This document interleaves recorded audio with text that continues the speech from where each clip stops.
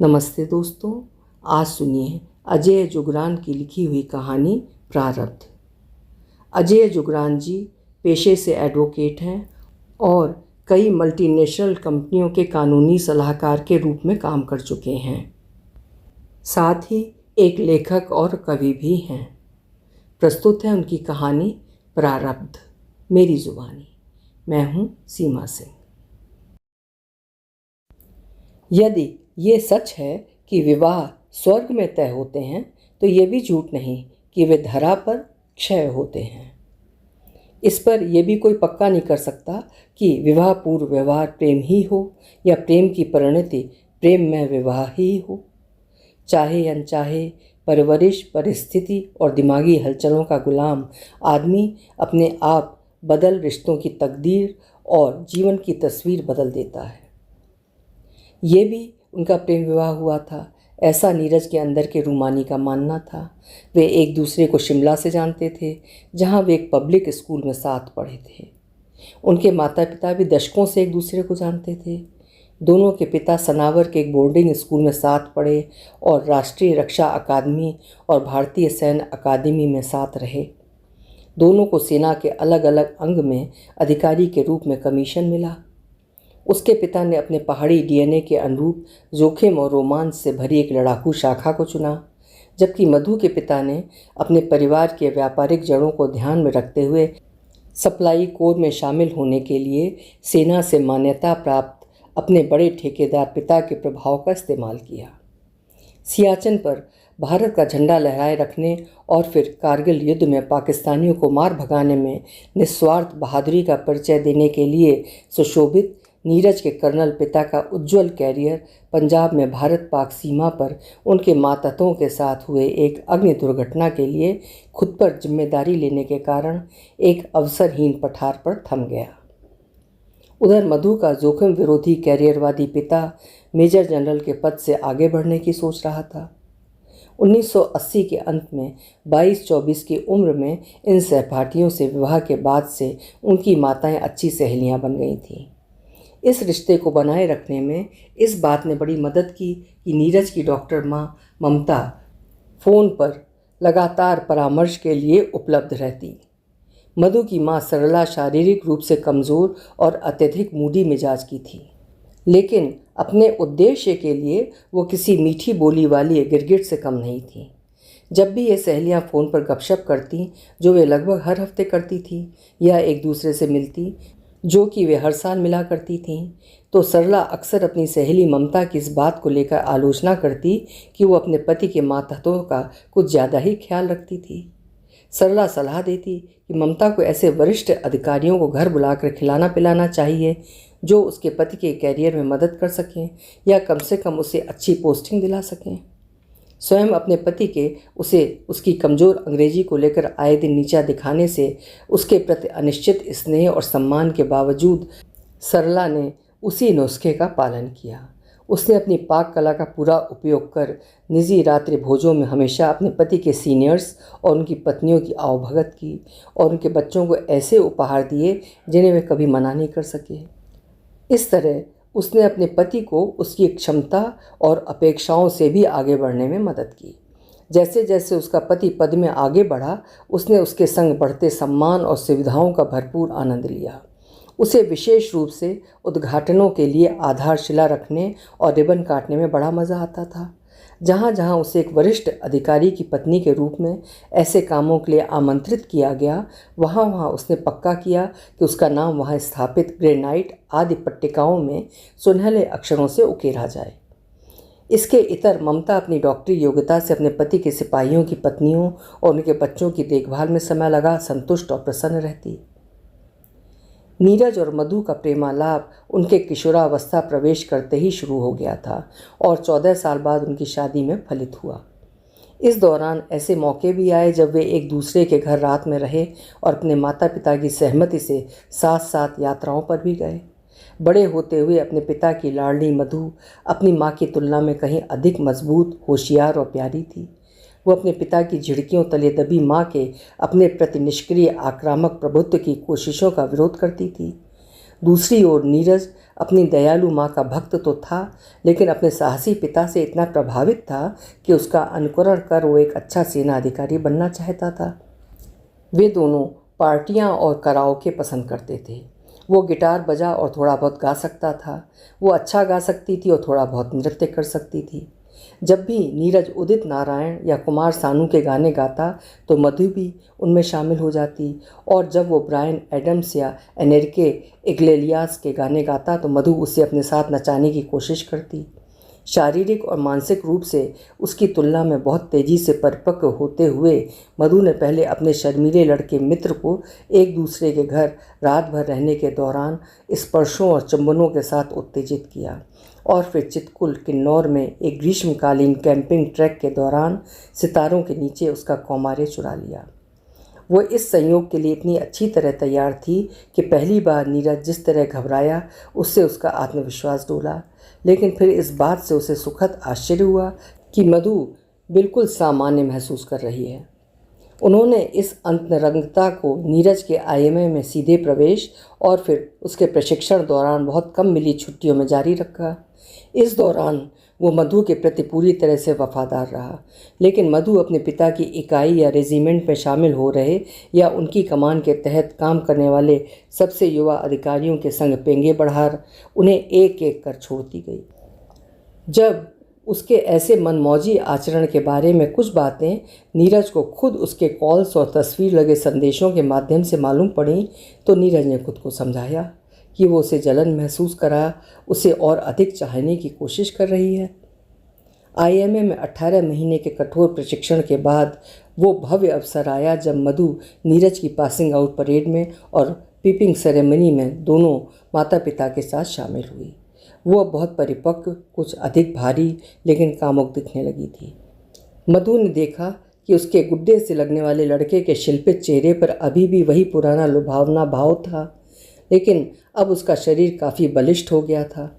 नीरज के गर्म और भूखे हार्मोन्स ने उससे वहीं मधु को शादी का प्रस्ताव दिलवा दिया। मधु ने बिना पलक झपकाए वो प्रस्ताव खुशी से स्वीकार कर लिया। नीरज को प्यार के लिए किसी और सबूत की ज़रूरत नहीं थी। 2 साल बाद उनकी शादी मेरठ कैंट में दोनों परिवारों द्वारा संयुक्त रूप से वित्त पोषित समारोहों में 3 दिनों तक चली। मेरठ में मधु के पिता अपने अधीन कई 100 अधिकारियों और सिपाहियों के साथ मेजर जनरल के रूप में कार्यरत थे। उन्हें पहले ही लेफ्टिनेंट जनरल के पद के लिए चुना जा चुका था और 1 महीने के भीतर नई दिल्ली में सेना मुख्यालय में एक महत्वपूर्ण पद पर नियुक्त होना था। लगभग 30 साल पहले दहेज की एवज में एक धनी आढ़ती के दामाद बने मधु के पिता ने मुख्य शादी से 1 दिन पहले रोका तिलक समारोह में नीरज को तिलक के साथ 1 लाख रुपए उपहार में देने की कोशिश की, लेकिन नीरज ने वो कोई और भी अन्य उपहार लेने से साफ मना कर दिया। उसने इस बात पर जोर दिया कि केवल अंगूठियों का ही आदान प्रदान किया जाए। उधर मधु ने उस समारोह के लिए नीरज की माँ से उनकी पारिवारिक विरासत वाला सोने का हार मांगा, जिसे वापस करने का उसका कोई इरादा नहीं था। नीरज के माता पिता चाहते थे कि शादी बहुत ही सादे तरीके से ऋषिकेश के एक मंदिर में की जाए और केवल परिवार के सदस्य ही उसमें शामिल हों। नीरज स्वयं मुख्य समारोह के लिए पारंपरिक धोती कुर्ता पहनने का इच्छुक था, लेकिन मधु के परिवार ने जतलाया कि ऐसी पोशाक उनके भव्य प्रदर्शन को खराब कर देगी, और मौसम में नमी होने के बावजूद उन्होंने नीरज को 3 पीस सूट पहनने पर बाध्य किया। कुल मिलाकर नीरज का परिवार उसकी शादी के लिए अपनी इच्छाओं का एक बहुत छोटा सा हिस्सा ही पूरा कर पाया। उन्होंने बारात को सिर्फ 20 लोगों तक सीमित कर दिया। उनकी छोटी सी बारात को गोरखपुर से आए मधु के लगभग 100 रिश्तेदारों और पूरे भारत से आए उसके माता पिता के 300 से अधिक सेवारत और सेवानिवृत्त फौजी मेहमानों ने और छोटा बना दिया। चूँकि दोनों परिवार संयुक्त रूप से विवाह समारोहों की मेज़बानी करने के लिए सहमत हुए थे, मधु के पिता द्वारा निर्धारित एक उदार बजट को नीरज के पिता द्वारा भी समान रूप से साझा किया गया।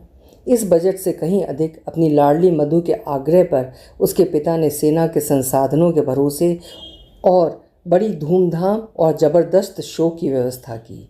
वो अपनी बेटी की शादी को भव्य बनाने के लिए अपने पद से जुड़े किसी भी विशेषाधिकार का दुरुपयोग करने से नहीं कतराए।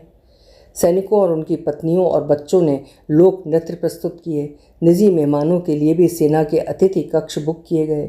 सभी सजे धजे वेटर, ऑर्केस्ट्रा और बैंड, सभी कटलरी और क्रॉकरी सेना से थे और सभी समारोह सेना के किसी परिसर या मेस में हुए।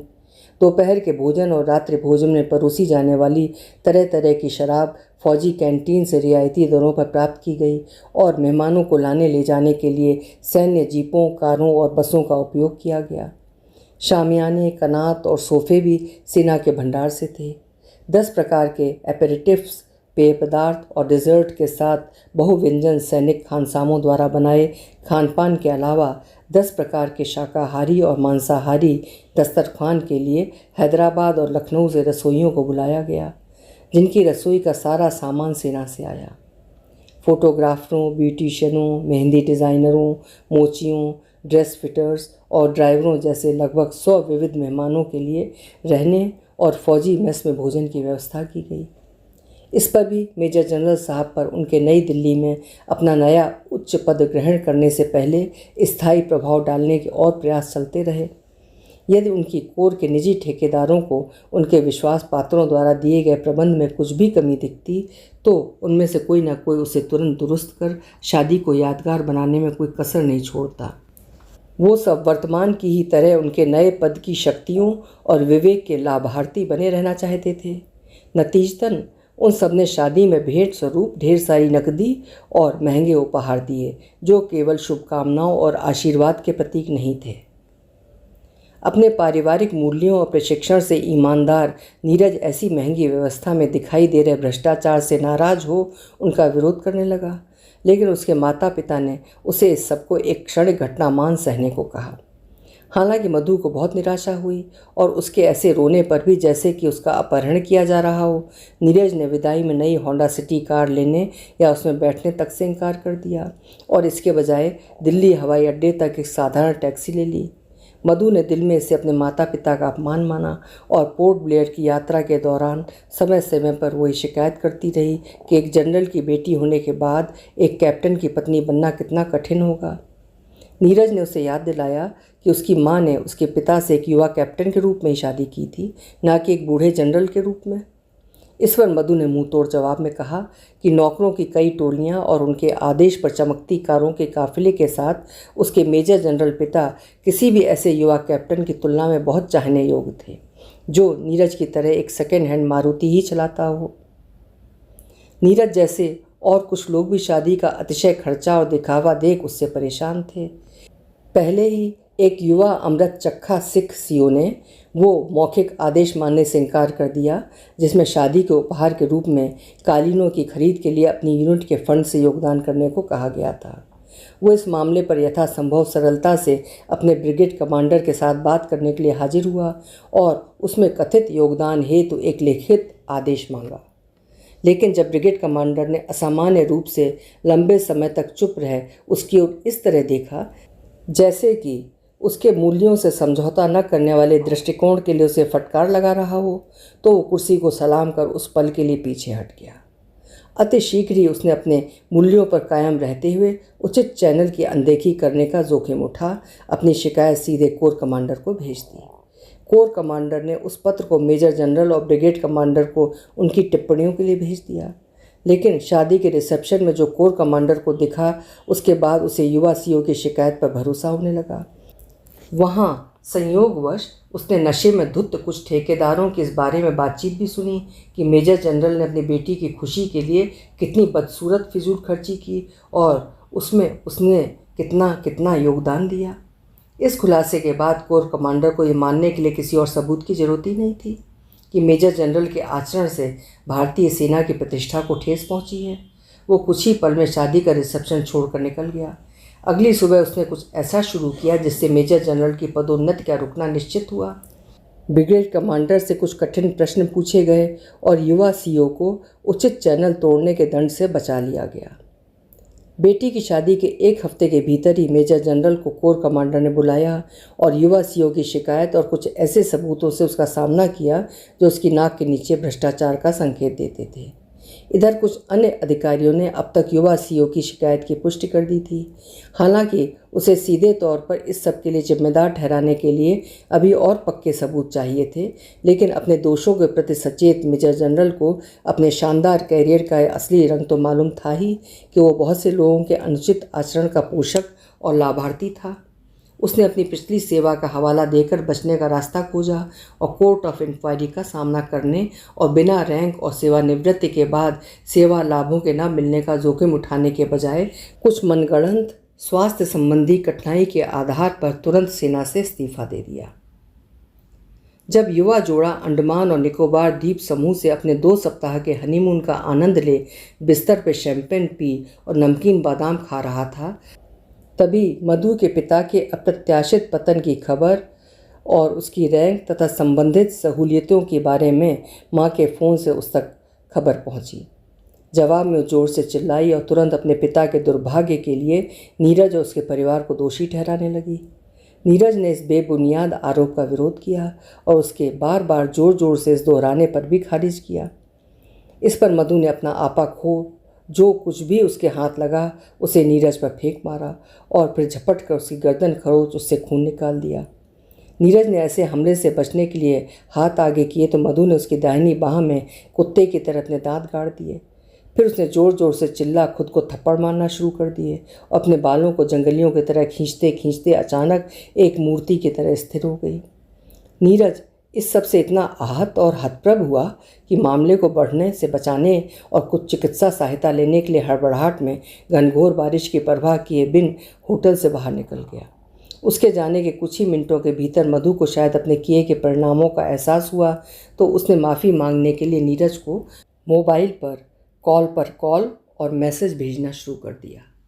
जब नीरज ने कोई जवाब नहीं दिया तो उसने अपने पिता को सलाह के लिए फ़ोन किया और झूठी कहानी बना आरोप लगाया कि नीरज ने दहेज के लिए उसे पीटा।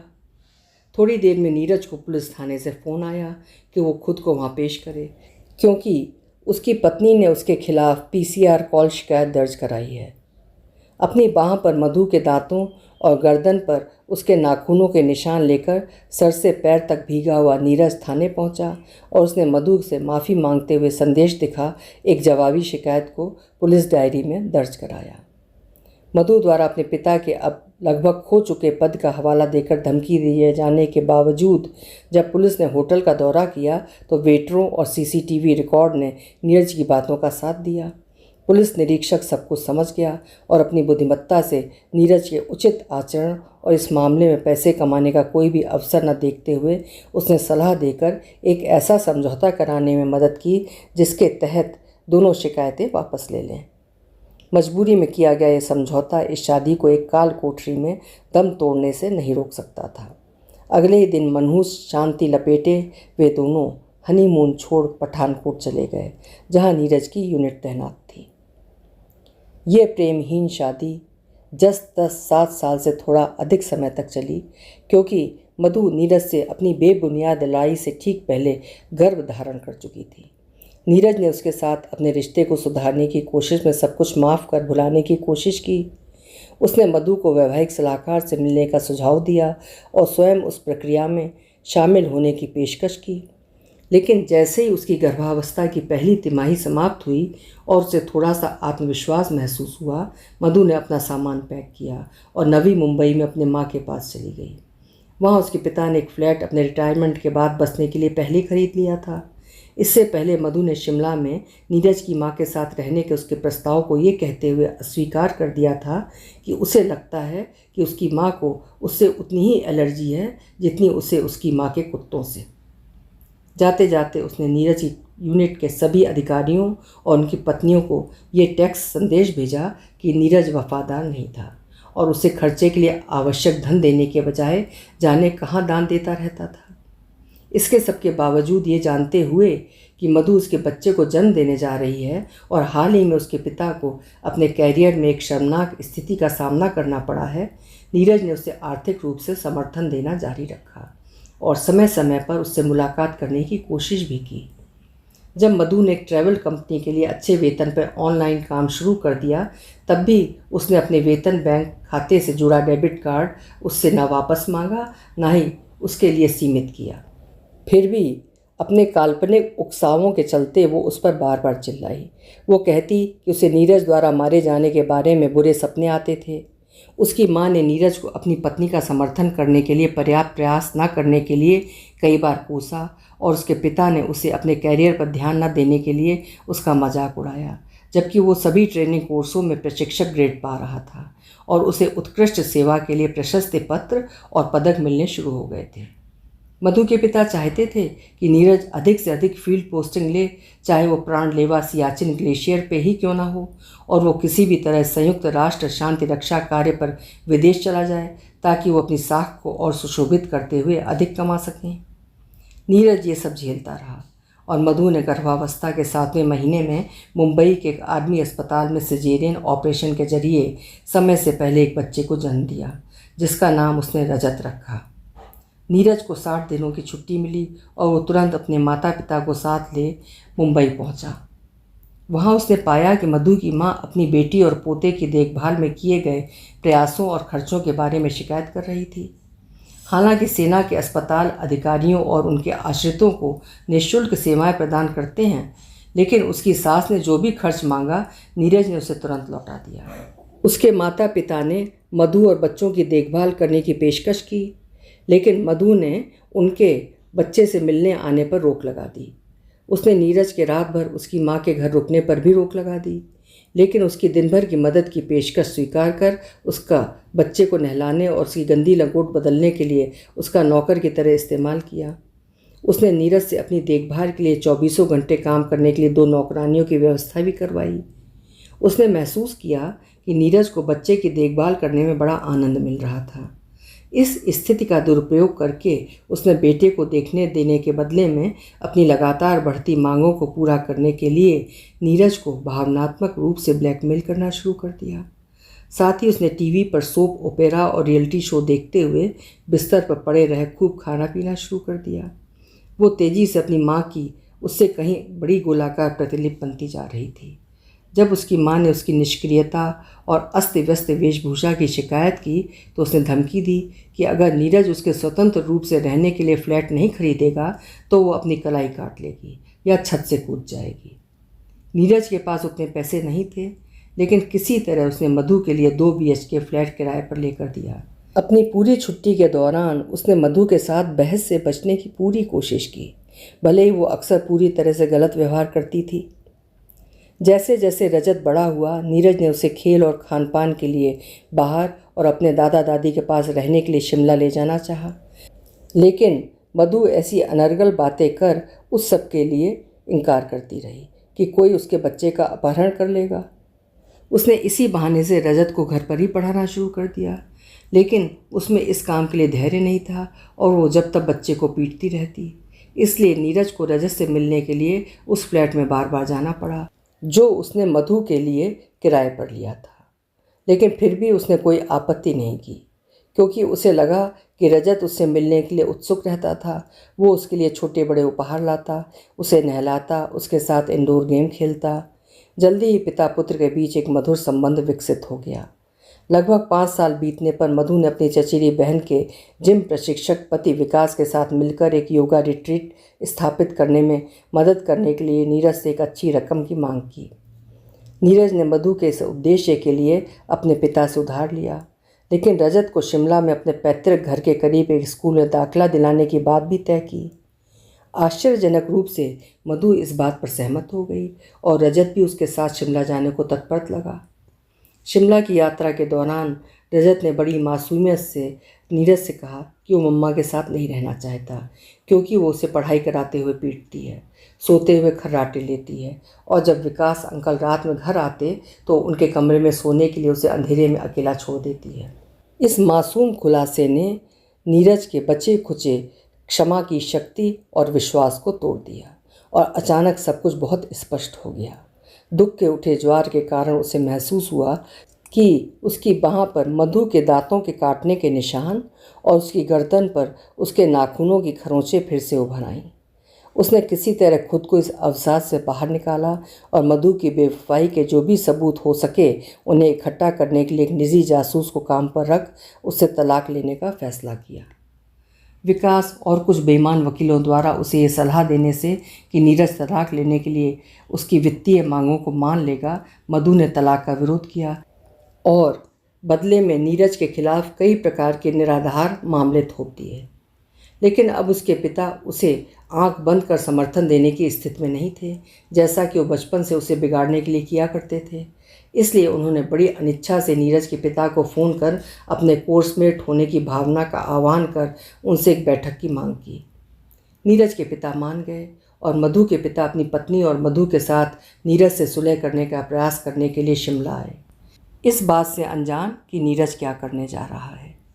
मधु खुद को एक अबला नारी के रूप में पेश करने के लिए इस बैठक में पहुंची।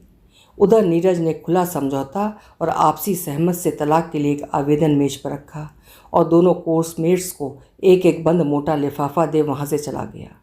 उन दोनों ने लिफाफे खोले और उसमें मधु के फ्लैट के अंदर और बाहर विकास के साथ उसकी कुछ आपत्तिजनक और अन्य ग्राफिक तस्वीरें और वीडियो पाए।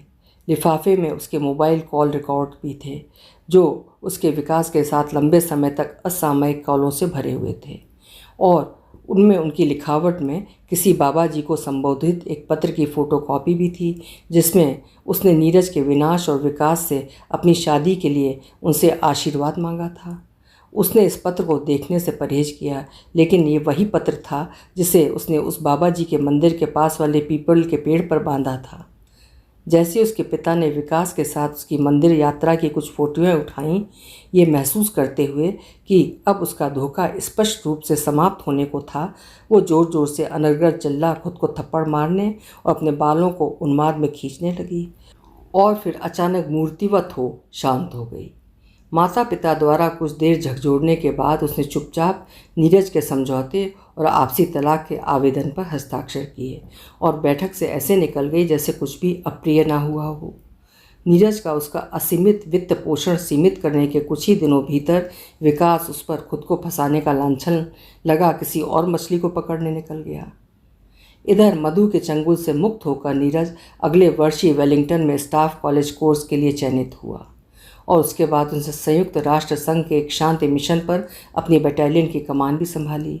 वो अब और अधिक सफलताओं की ओर अग्रसर है। हाल ही में उसकी वर्दी और उपलब्धियों से प्रभावित हो उसका बेटा रजत एनडीए की तैयारी कर एक अच्छा सैन्य अधिकारी बनने की दिशा में कदम बढ़ाते हुए देहरादून के राष्ट्रीय भारतीय सैन्य कॉलेज में दाखिल हो गया है।